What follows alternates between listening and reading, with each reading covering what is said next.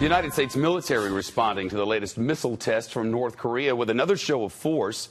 American warplanes joining fighter jets from South Korea and Japan for bombing drills above the Korean peninsula. The drills just days after North Korea fired a mid-range missile right over Japan. Analysts say, as I mentioned, it flew far enough that it could have reached the United States territory of Guam had it been sent in that direction.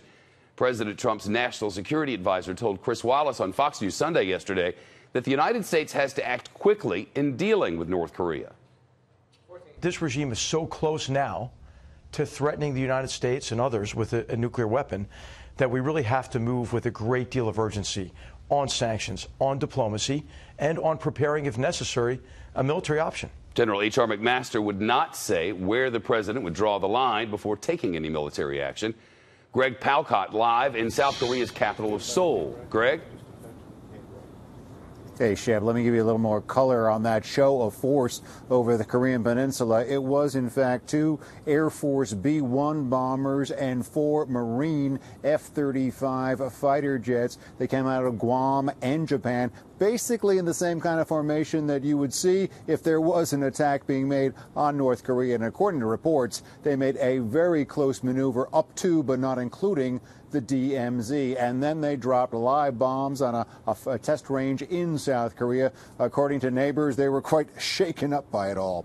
This on Monday, Shep, we heard from the South Korean defense minister. He gave kind of a summing up of where North Korea stands right now, and it was not a pleasant picture. He claims that they have basically completed their development on the intermediate range ballistic missile, the thing that we saw blast last week. He says they're in their final stages of development on the ICBMs. Of course, those are the things that could hit the U.S. mainland. And he also says, and they've been watching this, there could be another test at the nuclear site in North Korea at any time.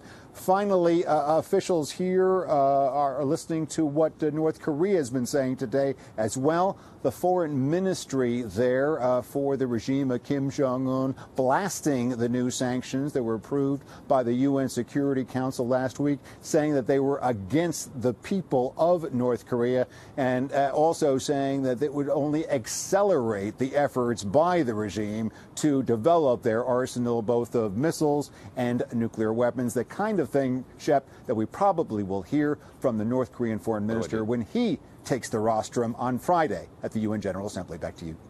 Greg Palkot live in Seoul, South Korea. Thanks.